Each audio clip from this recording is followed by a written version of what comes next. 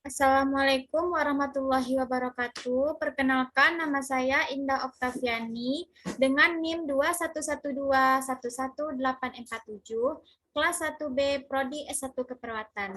Baiklah, kali ini saya akan mempresentasikan tugas Pancasila, yaitu tentang teori kebenaran Pancasila sebagai dasar pengetahuan ilmu. A. Pancasila sebagai sistem ilmiah dan sebagai sistem filsafat.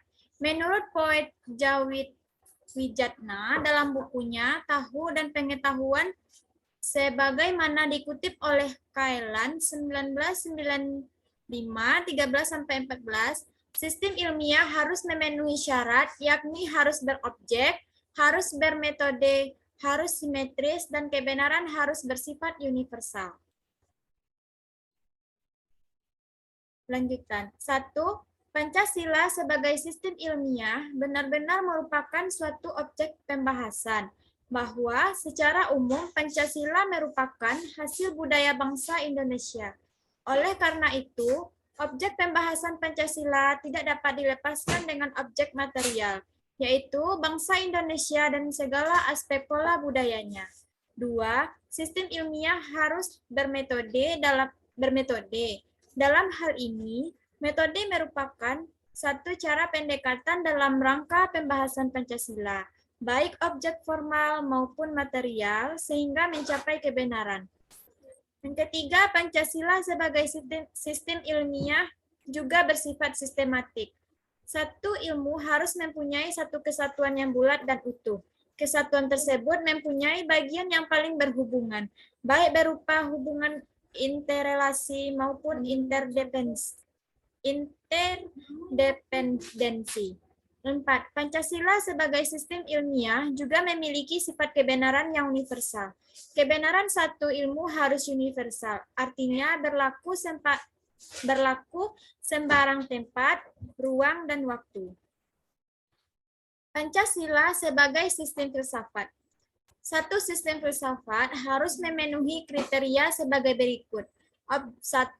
Objek filsafat bersifat menyeluruh. 2. Sistem filsafat harus bersifat koheren. Yang ketiga, sistem filsafat itu merupakan satu bagan konsepsional. B. Sistem kefilsafatan Pancasila Noto Negoro. Berikut ini akan diuraikan bahwa pemikiran Noto Nagoro tentang Pancasila tersebut merupakan satu sistem filsafat. Sistem filsafat Pancasila merupakan satu bagan konsepsional. Menurut Katsof, konsep ini merupakan hasil generalisasi serta abstraksi dari pengalaman tentang hal dan proses 1 demi 1. Pancasila juga merupakan abstraksi dari pengalaman dan perjalanan hidup bangsa Indonesia yang menurut Noto Nagoro diambil dari adat kebiasaan, kebudayaan, dan agama yang telah ada pada bangsa Indonesia. Objek filsafat bersifat menyeluruh. Sistem filsafat Pancasila dapat mewadahi semua permasalahan kehidupan dan menampung dinamika masyarakat. Menurut Noto Nagoro, antara landasan Pancasila sebagai sebabnya dan bangsa Indonesia sebagai akibatnya. Kemudian, sistem filsafat harus bersifat koheren. Menurut Noto Negoro, Pancasila sebagai dasar filsafat negara merupakan satu kesatuan tersusun atas berbagai bagian yang tidak saling bertentangan. Semuanya menyusun hal yang baru dan utuh. Selain itu, setiap sila Pancasila di dalamnya mengandung sila lainnya, terdapat hubungan saling mengkualifikasi. Filsafat Pancasila harus bersifat mendasar. Menurut Noto Nagoro, hubungan antara negara Indonesia dengan landasan sila-sila Pancasila, yaitu Tuhan manusia, satu rakyat dan adil. Sistem filsafat juga harus bersifat spekulatif. Dalam filsafat Pancasila Noto Nagoro, hal ini menyangkut rumusan isi arti Pancasila yang kefilsafatan dari sila ke-1 sampai sila ke-5.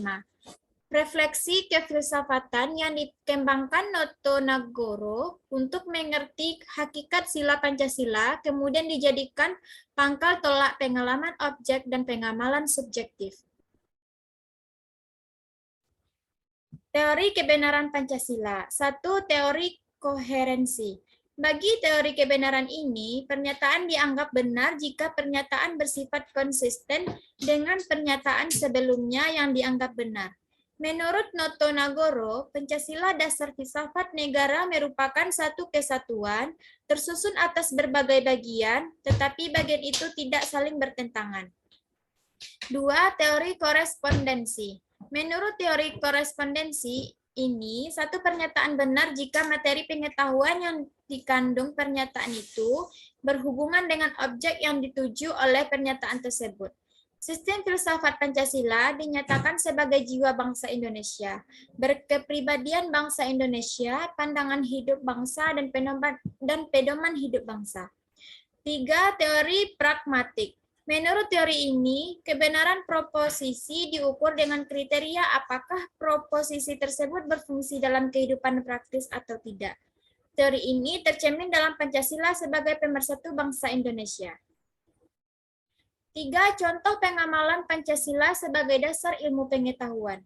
1. Membina kerukunan antar umat beragama, tidak saling mengejek dan menghina satu sama lain, saling menghormati dan bekerja sama antara pemeluk agama dan penganut kepercayaan yang berbeda-beda, tidak mengganggu teman ketika sedang beribadah. Ini termasuk ke dalam sila 1. Yang kedua, tidak mendahulukan kepentingan pribadi di atas kepentingan pribadi dan golongan. Menggunakan posisi, jabatan, atau kedudukannya untuk kepentingan orang banyak. Misal, ketua kelas menggunakan posisinya untuk memimpin kelas agar tetap tertib. Hal ini termasuk ke dalam sila ketiga. Yang ketiga, mengutamakan musyawarah untuk menyelesaikan permasalahan. Tujuannya adalah untuk mencari sumber masalah, keluhan, dan penyelesaian yang disepakati bersama.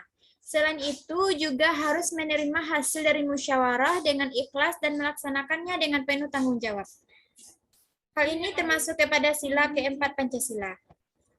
Sekian presentasi dari saya. Terima kasih. Assalamualaikum warahmatullahi wabarakatuh.